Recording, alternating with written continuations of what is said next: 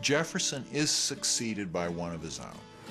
The president who follows him is his Secretary of State, his friend, his associate, really his right-hand man for over 20 years. Number 4, James Madison, Democratic-Republican, 1809 to 1817, age 57, from Virginia. He was eminently qualified for the job.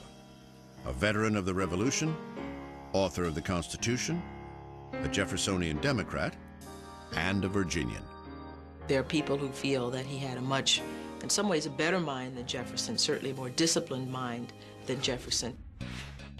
In truth, James Madison was everything Thomas Jefferson wasn't.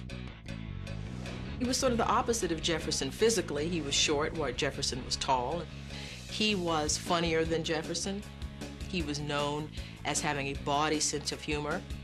He had light hair turned gray, blue eyes, was soft-spoken, and not given to rage or small talk. He usually dressed in black. Madison brought something else to the White House that had been missing during Jefferson's presidency: a first lady.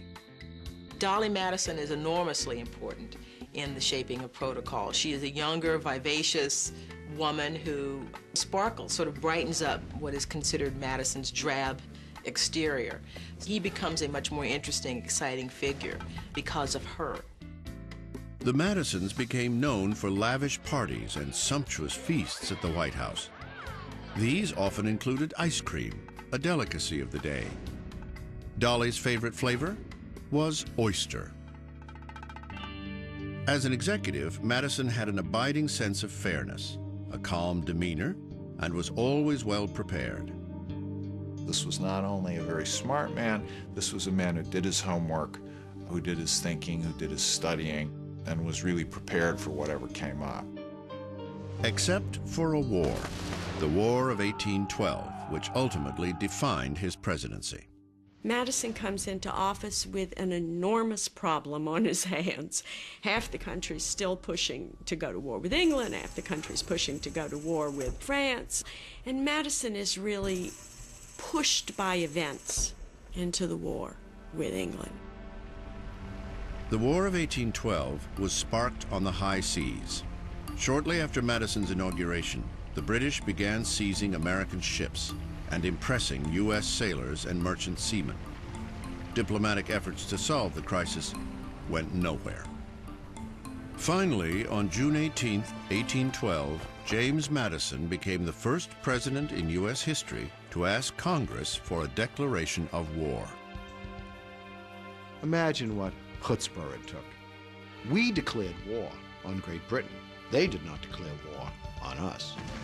Our Navy in 1812 numbered about 20 ships. Theirs numbered about 1,000. Their army was battling Napoleon and was triumphant. We had barely a militia. It was a foolish thing to do. It is a disaster. We lose humiliating engagements in Detroit and in upstate New York, and the war begins very badly indeed.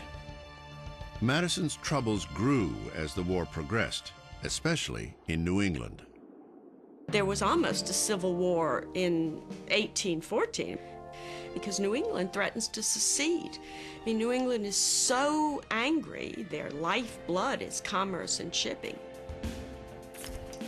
Then, in August 1814, the British raided Washington and burned the president's mansion. Driven from his home, James Madison became the first and only sitting president to face enemy fire. He personally took command of a militia battery outside Washington, but to his embarrassment, the commander-in-chief was forced to retreat. Much as we hate to disappoint the American public who believes America has never lost a war, we definitely lost this war. Our capital was burned. We're defeated on land, on sea.